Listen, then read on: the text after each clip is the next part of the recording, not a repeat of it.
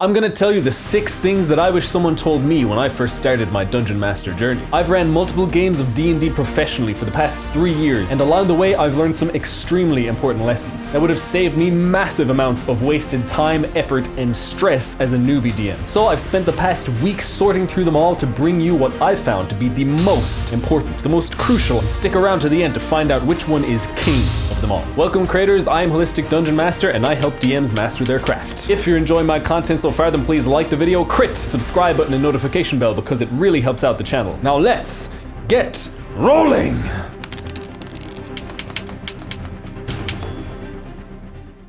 The players don't care about my lore. They're too busy thinking about the next cool thing that their character will do, or scheming with the group, or they're having too much fun arm wrestling dwarves in that dive bar, or they're trying to pick the pocket of the guard that's giving them a stern talking to. They don't care, unless it is connected to whatever decisions they make. They want to find out where the big bad evil guy get their powers from. Now they care about my world's pantheon. They were slighted by a haughty noble, and now they want sweet, sweet revenge. Now they care about the intricate social hierarchies I slaved over for hours and hours and hours. They've learned of an extremely powerful magical item that was buried with a hero of legend. Now they care about that legend and the life and death of that hero. Lore and world building is fun for us dungeon masters. If you want your party to learn about it, then find ways to tie it to the story that they are telling, with their actions, decisions, goals, and dreams, and yes, even mistakes. Costly, deadly mistakes that they make sometimes, our players. And be prepared to toss it, throw it all away if it doesn't fit. But what if that's all I have prepared, I hear you cry? Well, you're about to learn the solution. The next thing I wish someone told me when I first started out as a DM.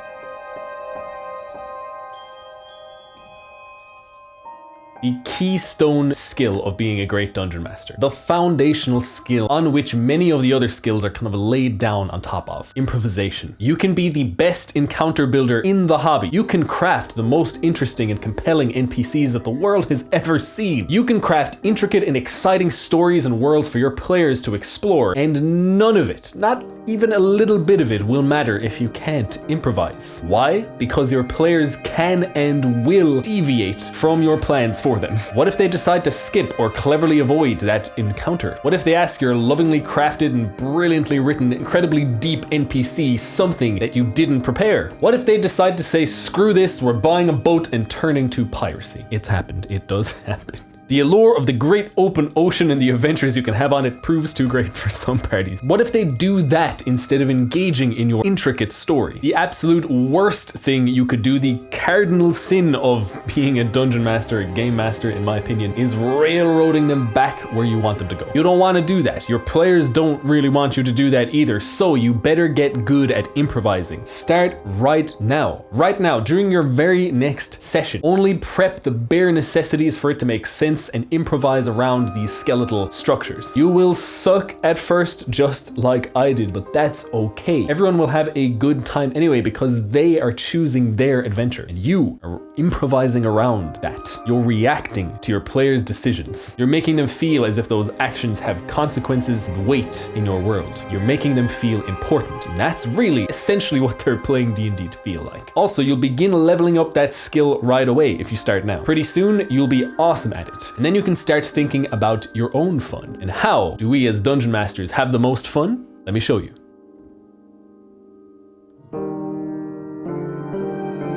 Just a quick intermission. Down in the description below, you'll find a link to my archetypal NPC PDF, which is getting a huge update. Rollable tables to make your own unique NPCs, and a bunch more that I've written myself. So join the mailing list and keep an eye out for that in your inbox. Completely free. You'll also find the link to my community Discord server, so hop on in there to join a community of DMs that help each other hone their craft. DMing is more fun when the party is having fun. We should always plan our campaigns and prep our sessions with our players' enjoyment in mind first and foremost, not our own. That sounds pretty counterintuitive. I know, it really does. How are we supposed to have fun if we're only focusing on our players' fun? Doesn't make sense. Until you realize and think about when DMing is at its most painful. For me, and I'm sure many of you, the most painful sessions are the ones where our players are bored and unengaged. That really, really sucks. And it's disheartening as a dungeon master. So we fix this by finding finding out our players' preferences, what they really enjoy when they play D&D, and we prioritize that. The result is that your players will be infinitely more engaged, and not only with the game, but with the story and world that you've created. That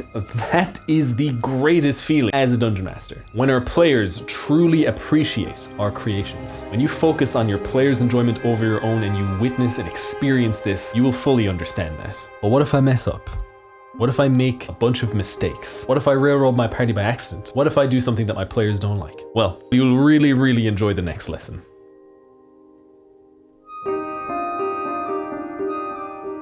Here's the facts. Our players rarely notice our mistakes, but there's a huge caveat. We can be forgiven a lot with our Dungeon Master mess-ups, as long as we are genuinely trying to give our players the best possible session. If we are trying to railroad them to fit our narrative, if we are nerfing their abilities and spells because we suck at running monsters, if they are rolling high all session but we keep telling them that they're unsuccessful because we are sick of them beating the DM, then our players will certainly notice our mistakes, every single one of them, and they'll begin to resent them. That's because we aren't being a fan of them and their characters. However, if we forget an NPC name or voice, we can't remember some rules, if we run a combat and just forget the key tactics of our monsters, our players won't care. They probably won't even notice because they are too busy having fun and bantering with each other at the table, as long as we are earnestly trying to give them a fun session. So don't beat yourself up after making a few minor mistakes. Note them, learn from them, move on, and try not to make them again. But what about that one player, that real stickler who nails you for every minor infraction you make as a Dungeon Master? Let's talk about them.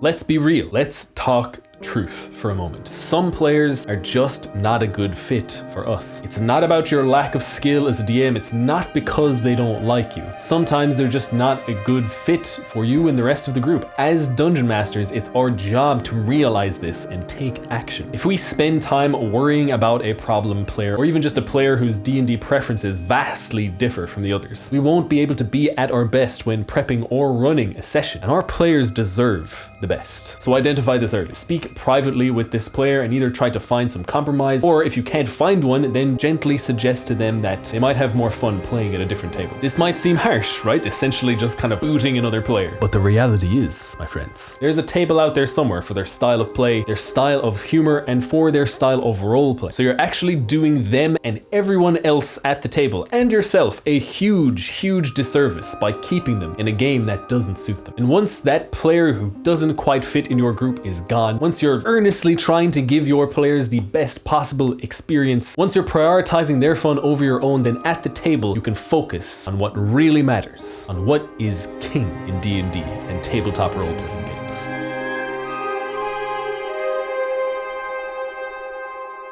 Before we delve deeper into the video, I'd just like to give a huge shout out to my Patreon supporters. You guys are helping me make better content for this channel and beyond, so thank you so much for supporting. More information about how you can support the channel at the end of the video. Collaboration is king in D&D. It's the whole point. It's the whole point. Without it, our players might as well just be reading a book or playing a video game or watching a movie. So we can and should encourage them to write this story with us. It's classic yes and improvisation. Ask them how their spells look. When describing a scene, get one of them to tell you what they notice in it. When they roll very high on a skill check, ask them what happens when they succeed. The important thing is that whatever they give you, you run with it. It has officially happened and it's now canon. Some of the absolute best moments come from when a player has suggested something about the world. It's not something you can plan for. It's natural, it's organic, it's free range, it's grass fed, and it's interesting and exciting for everyone at the table. Of course, yes, sometimes it does happen. They come up with stuff that doesn't